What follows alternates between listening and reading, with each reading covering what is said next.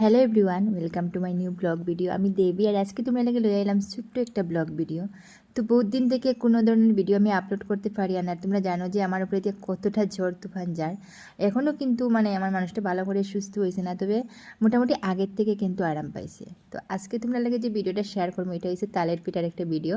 তো এই তালের পিঠার পিছনে বহুত কাহিনী আছে, এটার লাগে আমি শেয়ার করলাম আর কি। এটা বহুত আগের একটা ভিডিও।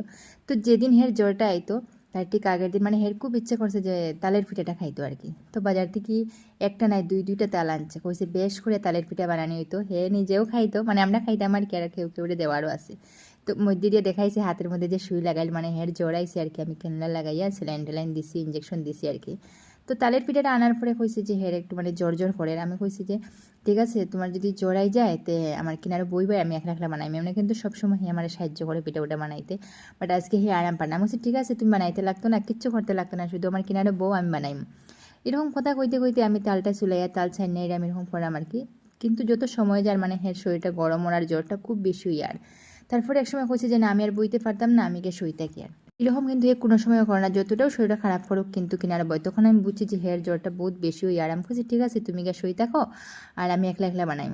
আমি সব কিছু একলা একলা রেডি করিয়া, ওই যে দেখো ব্যাটারটা বানাই লিছে। ব্যাটারটা দেখা একটু লাল হয়েছে, গুড় দিয়ে বানাইছিলাম এটা লাগে আর কি।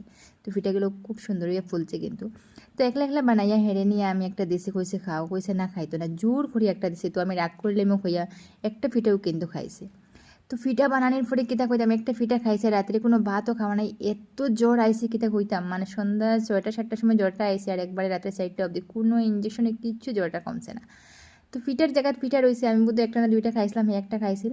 আর পরের দিন এত জ্বর আসিল যে পরের দিন নিয়ে হসপিটাল অ্যাডমিশন দিতে লাগছে, ওরকম অবস্থা হয়েছিল আর কি। আর তোমরা তো দেখছো কতদিন আমরা অ্যাডমিশন আসলাম।